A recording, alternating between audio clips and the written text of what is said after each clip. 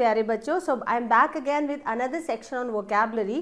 Vocabulary is very very important, क्योंकि whenever we talk about vocabulary, उस case में vocabulary की ज़रूरत तब पड़ती है जब हमें अपने आप को एक्सप्रेस करना पड़ता है, और एक्सप्रेस करने के लिए हमें वर्ड्स चाहिए. It is same like Hindi, just any other language, similarly it is English also. तो हमें क्या करना है, हमें जो है वर्ड्स ढूंढने हैं. We have to have a lot of words with along with us, ताकि हम उसको क्या करेंगे, जब भी हमें ज़रूरत पड़े तो हम वर्ड्स को रिप्लेस करेंगे, ताकि हमारे जो है कम्युनिकेशन स्किल्स में फ्लुएंसी आए. फ्लुएंसी के लिए बहुत ज़रूरी है वोकैबलरी. तो अब हम बात करते हैं, मैंने क्या किया है, I have got a sentence for you and there are 4 option. There is a fill in the gaps there. So अगर हम बात करते हैं फिल इन द गैप्स की, तो एक फिल इन द गैप है और 4 हमारे पास वर्ड्स हैं, ऑल्टरनेट वर्ड्स हैं. जो भी वर्ड उसमें फिट होगा वो हम उसको फिट करेंगे, और आज का जो है सेशन हम इसी को सीखेंगे. सो हमारे पास फर्स्ट सेंटेंस है कि जब हमारा when her school work got to be too much, Pam had a tendency to dash which always put her further behind. हमारे पास जब भी we have overload of work, right, we are overloaded with lots of work, तो हम क्या करते हैं, कभी कभी हम क्या करते हैं, काम को पीछे डाल देते हैं, है ना.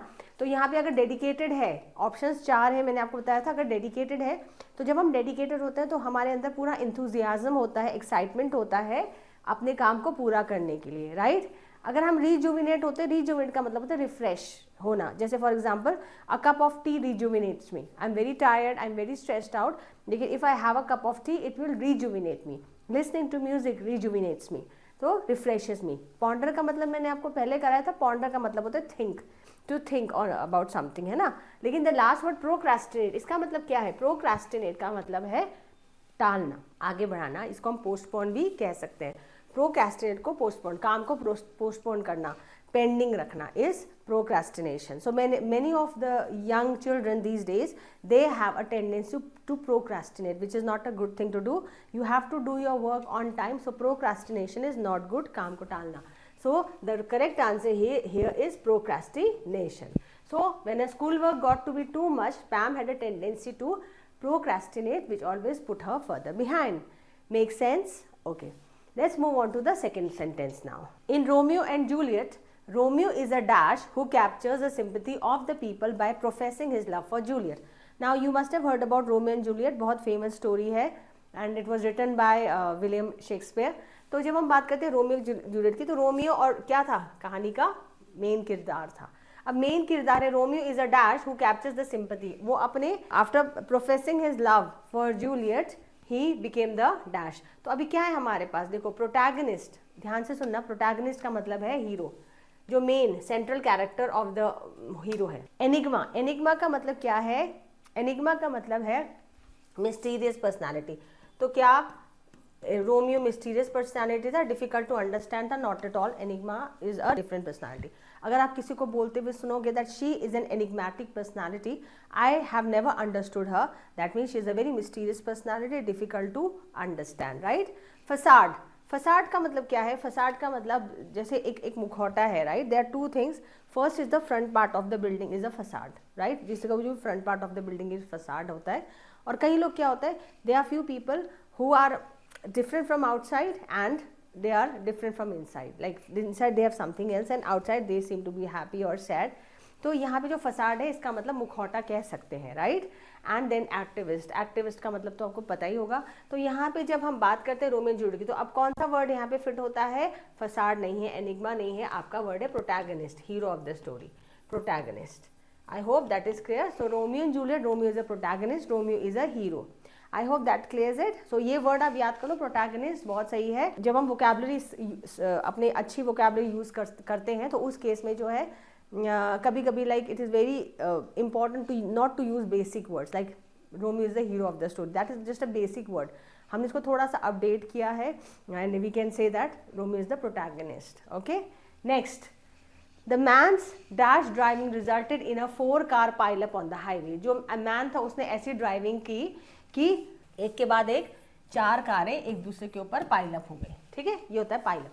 तो एक के बाद एक, तो उसकी ड्राइविंग कैसी थी, बर्डनसम. बर्डनसम, बर्डन का मतलब क्या होता है, हैवी.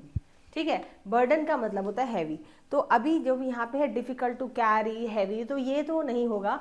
करिज्मेटिक, करिज्मेटिक का मतलब क्या होता है, करिज्मेटिक मतलब मैग्नेटिक. मैग्नेटिक है तो यानी कि बहुत अच्छा है, बहुत चार्मिंग है, ठीक है। तो करिज्मेटिक का मतलब बहुत अंडरस्टैंडिंग है, बहुत मैग्नेटिक है, बहुत चार्मिंग है, that is charismatic. Next is exceptional. तो अगर बहुत करिज्मेटिक होगा तो नहीं होगा, इस तरह से गलती नहीं होगी। देन एक्सेप्शनल, एक्सेप्शनल का मतलब है एक्सीलेंट, बहुत अच्छा। जैसे फॉर एग्जाम्पल अगर कभी आपने बहुत अच्छा किया हो किसी एग्जाम में, तो टीचर आपको क्या बोलते हैं, टीचर बोलते हैं you have done exceptionally well. Exceptional मतलब बहुत बहुत बहुत अच्छा। तो अगर ये एक्सेप्शनल ड्राइविंग होता तो ये 4 कार पाइलॉन नहीं होता।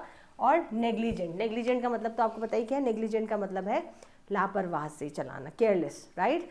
सो when we talk about negligent driving थी, मे बी स्पीड थोड़ा सा फास्ट था, maybe he was talking over the phone, बहुत सारी चीज़ें हो सकती है, because of which there was an accident and there was a 4-car pileup on the highway. I hope that is clear now. The next sentence number 4, my ancestor who lost his life in the revolutionary war. अभी कोई लड़ाई हुई होगी तो एक revolutionary जो war है वो हुआ, और उससे क्या हुआ, was a dash for independence, वो एक इंडिपेंडेंस के लिए डैश थे, ठीक है। तो अब इसका जवाब हमारा क्या होगा, इसका जवाब हमारा है फर्स्ट। जब हम बात करते हैं नेव की, नेव का मतलब होता है चालाक, राइट, क्लेवर, कनिंग, कनिंग कह सकते हैं, ठीक है, कनिंग, ठीक है। धूर्त जिसको कहते हैं, दुष्ट कहते हैं, ऑल दीज आर नेव। तो अगर वो नेव होते तो वो क्या नहीं करते, वो दूसरों की इंडिपेंडेंस के लिए नहीं लड़ते।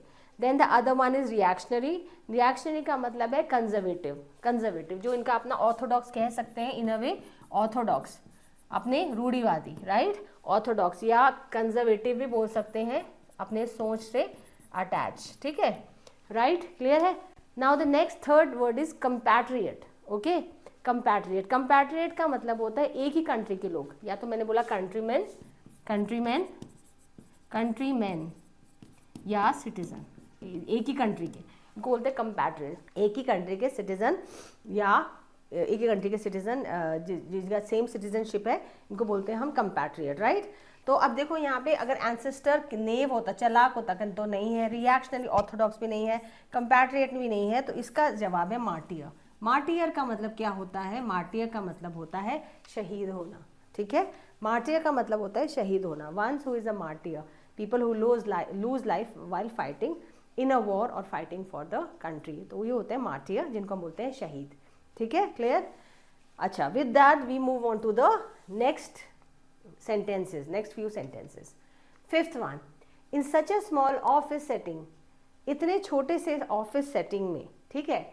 ऑफिस सेटिंग का मतलब है, सेटिंग मतलब ऐसे नहीं कि इंटीरियर डेकोरेशन वाला, छोटा सा सेटअप है ऑफिस का। द ऑफिस मैनेजर को पता चला ही had dash responsibilities that required knowledge in a variety of different topics.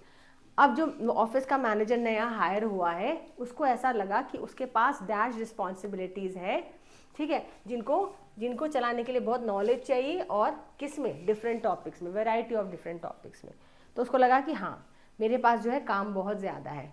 Heedless, heedless का मतलब क्या होता है, हीडलेस का मतलब देखो, हीड मतलब केयरफुल, हीड मतलब मैंने केयर कर दिया, लेस है तो मैंने कर दिया केयरलेस, ठीक है, clear. So pay heed to your studies, pay attention to your studies, take care of your studies. Complementary का मतलब क्या होता है, something that goes well with other, something that goes well with other, किसी भी चीज़ में सही जाए।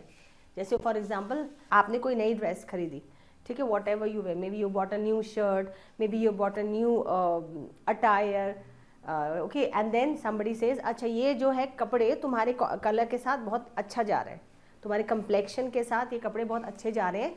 इसको हम अगर इंग्लिश में बोलेंगे तो your complexion complements the dress और your dress complements the complexion, जो दोनों सात चीज़ टुगेदर जाए इसको बोलते हैं हम कॉम्प्लीमेंट्री, ठीक है। ऐसे हमें कॉम्प्लीमेंट्री जब हम खाने के लिए जाते हैं तो हमें कॉम्प्लीमेंट्री मिलता है, जैसे अगर आपने बर्गर लिया एक तो they have complimentary fries with you, तो इनको बोलते हैं हम complimentary, you don't have to pay anything with it, right, it goes well with the other thing.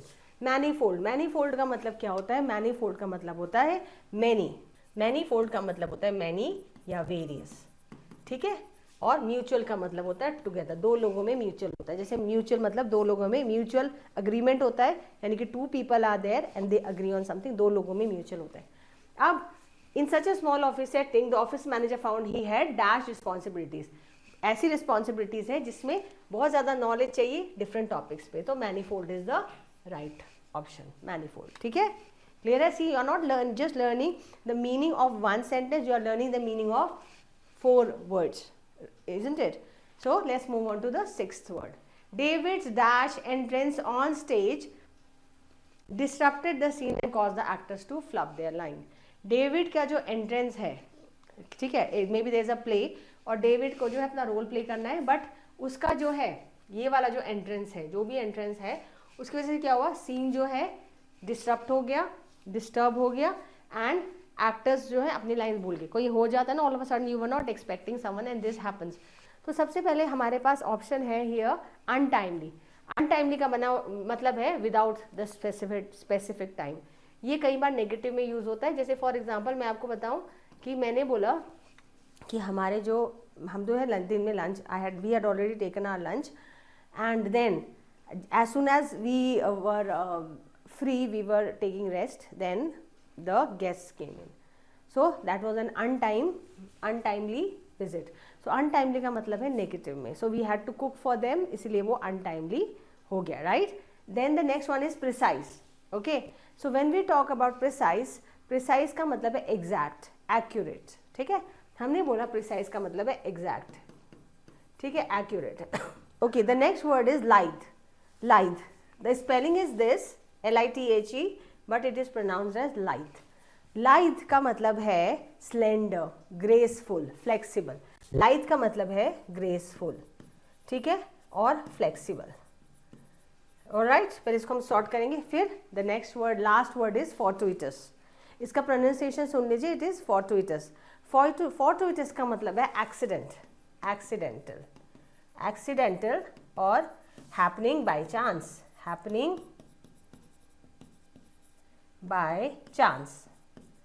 ठीक है, तो अब आप देखो यहाँ पे से चारों के मैंने मीनिंग लिख रहे हैं। अनटाइमली हो सकता है, अनटाइमली, ठीक है, हमने इसको क्रॉस कर दिया।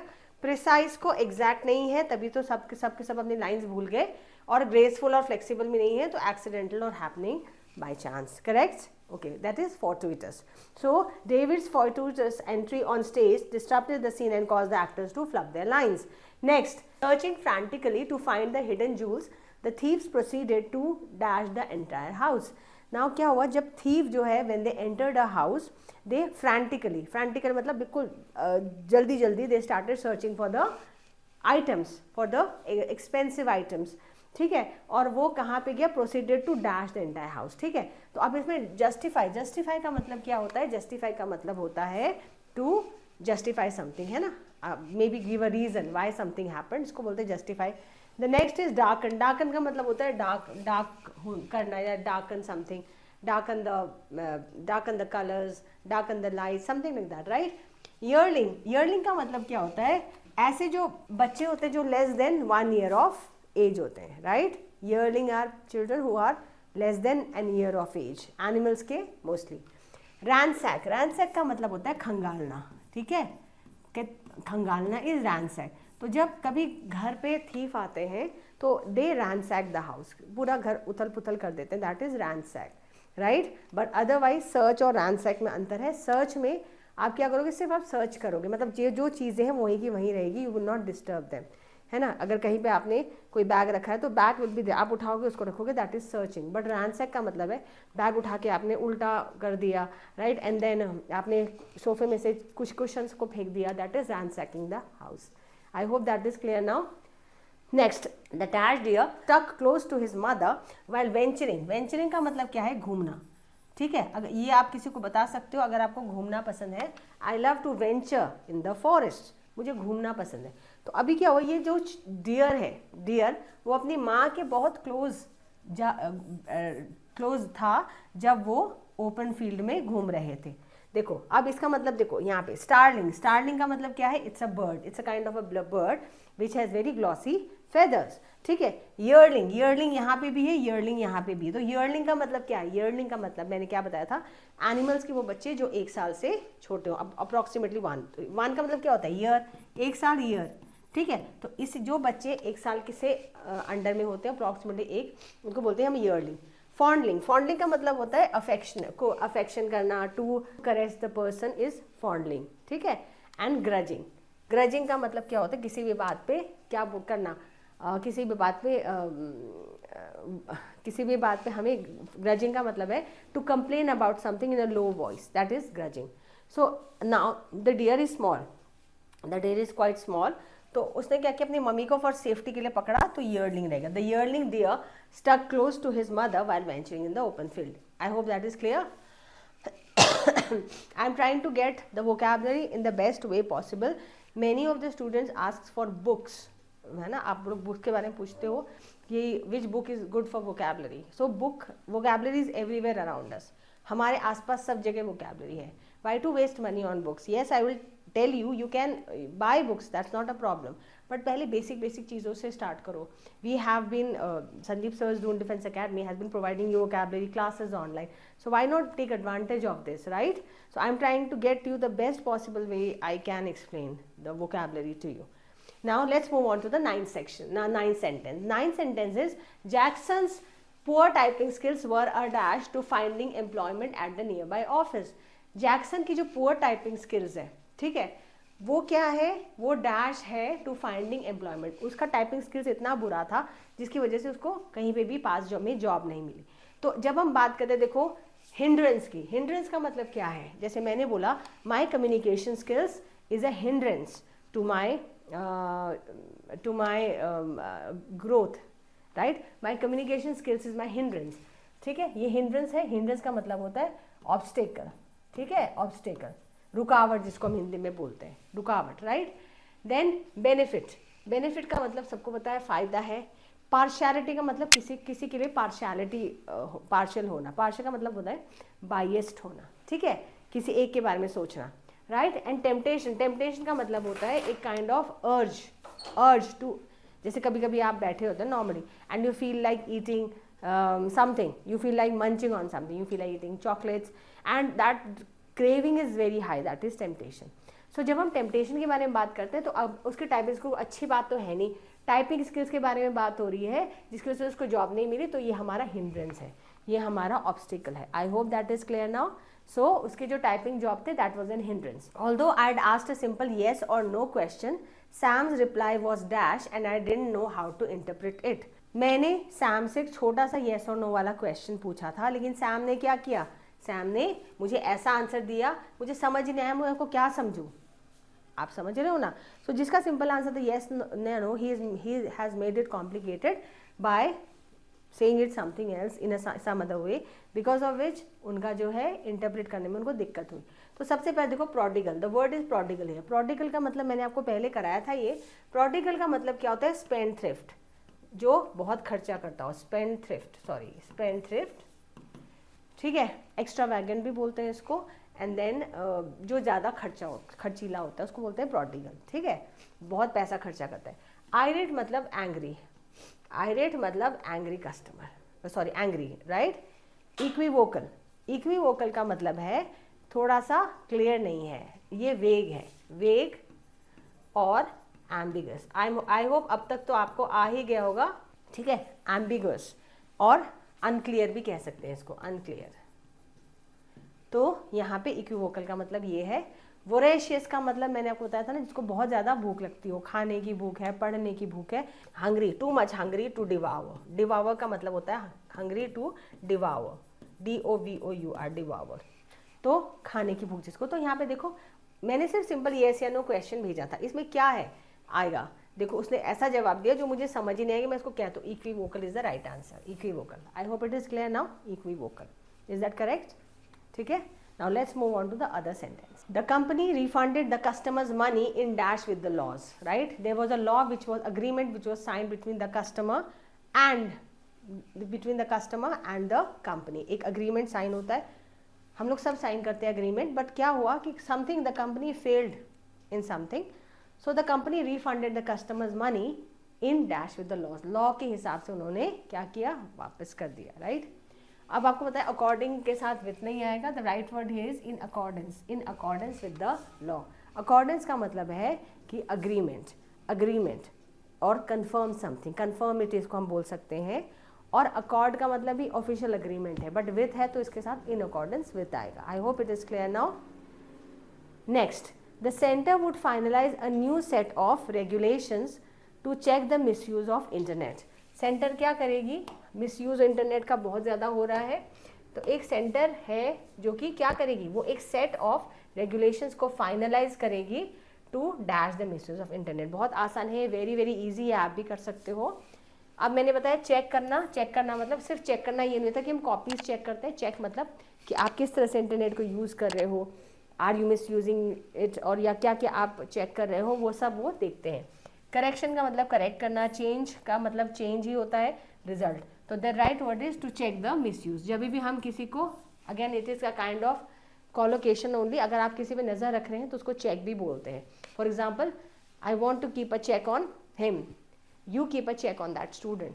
सो कीप अ चेक मतलब नज़र रखना भी होता है. सिर्फ हमें कॉपीज चेक करने के लिए चेक वर्ड नहीं यूज़ करते हैं. ये एक आप एक कॉलोकेशन की तरह इसको यूज़ कर सकते हो. So these are the 12 words that I have gotten for you today. I hope you must have understood the uses, right? And that's all for now. Until next time, bye-bye. Kindly subscribe D-Day YouTube channel and don't forget to press bell icon.